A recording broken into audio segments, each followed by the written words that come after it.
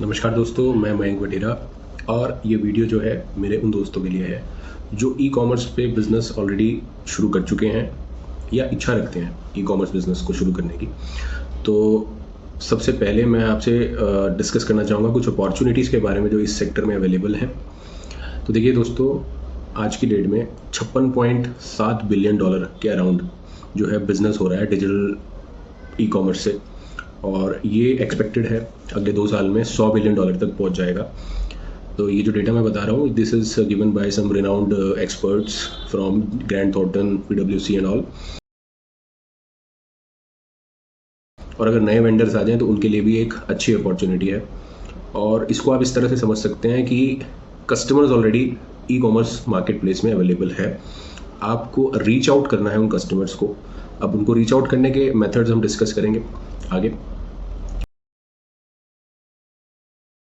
तो आप 4 तरह से ई कॉमर्स बिजनेस शुरू कर सकते हैं। पहला, आप एक डोमेन नेम लेके आप अपनी दुकान खोल सकते हैं, डिजिटल दुकान जिसको बोला जाएगा। जैसे आज की डेट में अगर आप अपनी दुकान शॉप खोल के बैठे हैं तो आपके लिए एक अपॉर्चुनिटी है कि आप ऑनलाइन भी एक दुकान खोल के उसमें काम कर सकते हैं। वेबसाइट आपको बनवानी होगी और मार्केटिंग, लॉजिस्टिक्स, अकाउंटिंग, पैकेजिंग, ये सब चीज़ें आपको खुद हैंडल करनी होंगी अगर आप अपनी खुद की डिजिटल दुकान बनाते हैं। दूसरा वे इसमें हो सकता है कि आप एग्जिस्टिंग मार्केट प्लेस जैसे अमेज़ॉन, फ्लिपकार्ट, स्नैपडील, इन पोर्टल्स पे अपने आप को लिस्ट करें और इनके थ्रू सामान बेचें। अब सामान वो आपका खुद का भी हो सकता है या आप किसी और ट्रेडर या मैन्युफैक्चरर से टाई अप करके भी सामान सेल कर सकते हैं। तो ये दूसरी चीज़ हो गई मार्केट प्लेस। तीसरी चीज़ हो गई दोस्तों सोशल सेलिंग। अब लोग आज की डेट में फेसबुक, इंस्टाग्राम, पिंटरेस्ट ऐसे पोर्टल्स पे, प्लेटफॉर्म्स पे जाके पिक्चर्स शेयर करते हैं प्रोडक्ट्स की, और वहाँ पर इंक्वायरीज जो आती हैं उसके हिसाब से वो प्रोडक्ट सेल करते हैं। तो इसको सोशल सेलिंग बोला जाता है। जैसे मीशो ऐप के बारे में आप जानते होंगे। मीशो ऐप का जो मॉडल है that is related to social selling, because Meesho app क्या करती है, किसी भी आदमी को या किसी भी इंसान को एफिलिएट बना के उसके हेल्प से अपने प्रोडक्ट्स को सेल करती है। तो आप भी मीशो की ऐप अगर डाउनलोड आपने की होगी या आप चेक कर सकते हैं, आप इमीडिएटली वहाँ पर रजिस्टर करके उनके कोई भी प्रोडक्ट्स सेल कर सकते हैं, अपने मार्जिन उसमें आप रख के बेच सकते हैं। तो इसको सोशल सेलिंग बोला जाता है। इसके लिए आपको कोई डेडिकेटेड वेबसाइट या किसी मार्केट प्लेस पे रजिस्टर करने की कोई ज़रूरत नहीं है। एक सिंपल सा छोटा सा मीशो ऐप पर रजिस्ट्रेशन करके आप कर सकते हैं। तो इसको बोलते हैं सोशल सेलिंग। तो अभी हमने 3 चीज़ें डिस्कस की। पहला, आप खुद का डोमेन लेके खुद का ई कॉमर्स पोर्टल बना के कर सकते हैं। दूसरा, आप किसी मार्केट पोर्टल पे रजिस्टर करके कर सकते हैं। तीसरा, सोशल सेलिंग। और जो चौथा मेथड अब मैं आपको बताऊंगा, ये थोड़ा इंटरेस्टिंग है तो ध्यान से सुनिएगा। इस मेथड को बोलते हैं ड्रॉप शिपिंग। अब ड्रॉप शिपिंग का मतलब क्या है दोस्तों? Drop shipping is something where ना तो आपका माल है ना आपका प्लेटफॉर्म है। ठीक है, मान लीजिए आप, जो मैंने ये 3 तरीके बताए, आपकी खुद की वेबसाइट है या आपका मार्केट प्लेस के थ्रू कर रहे हो या सोशल सेलिंग के थ्रू कर रहे हो। अब इन तीनों मेथड में से कोई भी मेथड या तीनों मेथड आप यूज़ करके आप किसी और का सामान, जैसे आपके लोकल वेंडर्स हैं, ठीक है, वो लोकली सामान बेचते हैं। मान लीजिए जैसे मैं सहारनपुर से बिलोंग करता हूँ, यूपी से, और ऐसे ही कुछ लोग जैसे मुरादाबाद से या इन सब जगह से जो बिलोंग करते हैं, वहाँ पे ना लकड़ी की जो नक्काशी का सामान होता है, मतलब वुडन आइटम्स बहुत अच्छी मिलती हैं वहाँ पे। तो अब वो जो वुडन आइटम्स है ना, अब वो वेंडर सपोज वो ऑनलाइन नहीं सेल कर रहे हैं या बहुत कम लोग सेल कर रहे हैं, बट उनकी प्रोडक्ट क्वालिटी बहुत अच्छी है और डिमांड भी काफ़ी है मार्केट में। तो आपको ये गेज करना पड़ेगा कि अगर मार्केट में उस प्रोडक्ट की डिमांड है और ज़्यादा सेलर्स लिस्टेड नहीं है मार्केट प्लेस पे या सोशल प्लेटफॉर्म्स पे या अपनी वेबसाइट बना के लोग ज़्यादा नहीं बेच रहे, तो आप इंडिया में इवन ग्लोबली भी उनका सामान as a drop shipper sell कर सकते हैं। तो ये बहुत बड़ी अपॉर्चुनिटी है। अब हम बात करेंगे इस इकोसिस्टम की।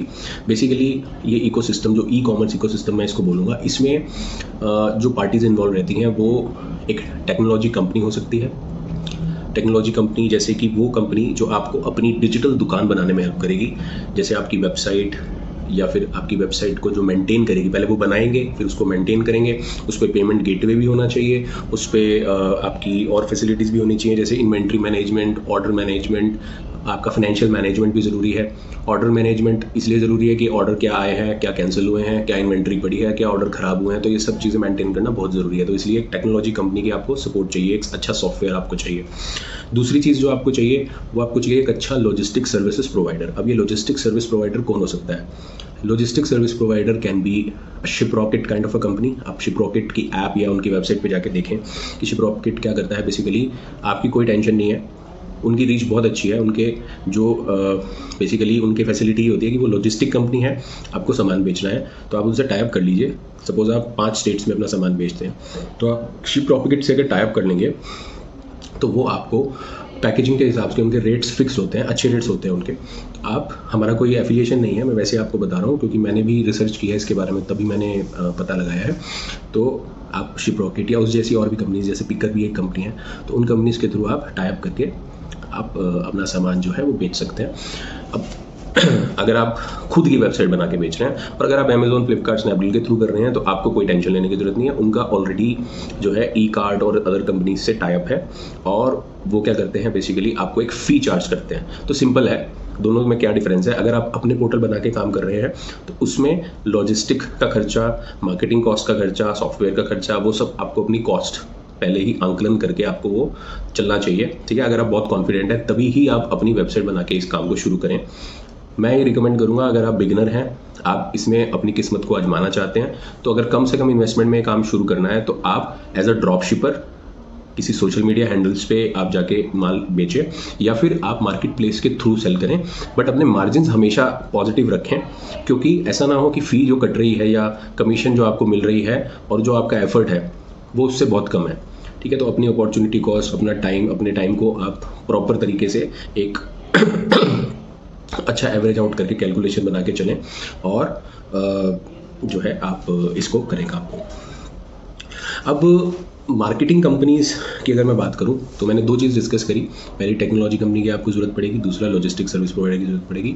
अब मार्केटिंग कंपनी में देखिए दोस्तों, क्या होता है कि डिजिटल मार्केटिंग कंपनीज़ हैं और ये लोग क्या करते हैं, बेसिकली आपके प्रोडक्ट को अगर मार्केट प्लेस पे हो आप तो वो ऑप्टिमाइज़ करते हैं, ठीक है। अच्छी इमेजेस लगाना, अच्छे से कंटेंट को ऑप्टिमाइज़ करना, ये सब चीज़ें करते हैं।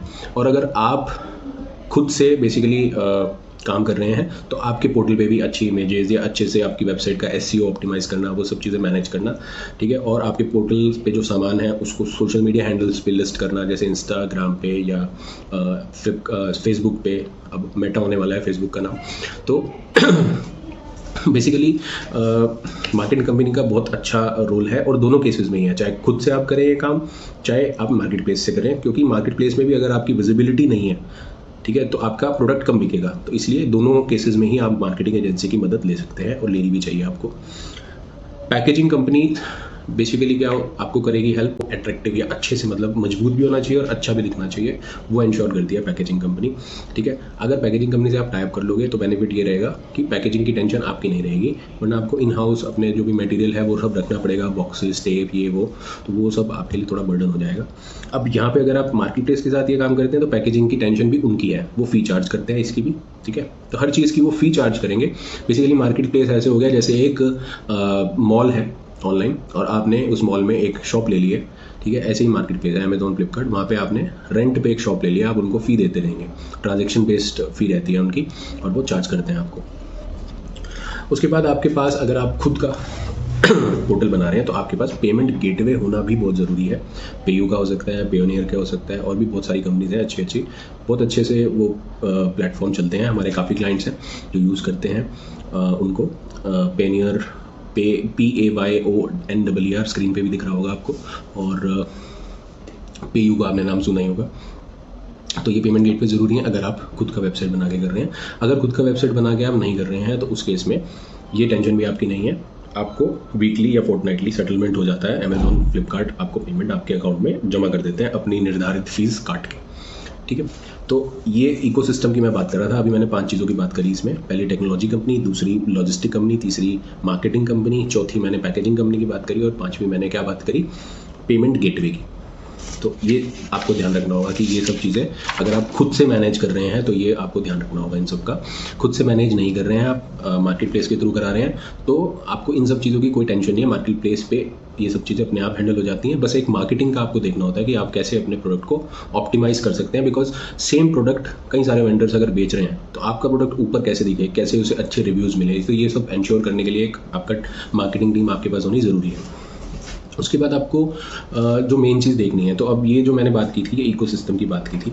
अब इकोसिस्टम में आपका एक फाइनेंस डिपार्टमेंट या तो इंटरनल आप सेटअप करें अगर खुद का आप मैनेज कर रहे हैं, या फिर आप अगर अमेजॉन फ्लिपकार्ट के थ्रू कर रहे हैं तो फाइनेंस डिपार्टमेंट की ऐसा जरूरत नहीं है, बट एक अच्छे चार्टर्ड अकाउंटेंट या अकाउंटेंट की आपको हेल्प चाहिए जो मंथली बेसिस पे आपकी जीएसटी रिटर्न्स बनाए, उनको फाइल करे, मेक श्योर करे आपके क्रेडिट नोट जो इशू हुए हैं वो ठीक से चढ़े हैं नहीं चढ़े हैं, टीसीएस से आपका डेटा मैच होकर जीएसटी रिटर्न बन के फाइल हो। तो ये सब मेक श्योर करने के लिए आपका एक चार्टर्ड अकाउंटेंट या अकाउंटेंट आपको हायर करना होगा।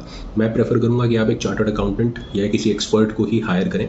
आप legalsuvidha.com की हेल्प भी इसमें ले सकते हैं, हम लोग भी ये सर्विस प्रोवाइड करते हैं। तो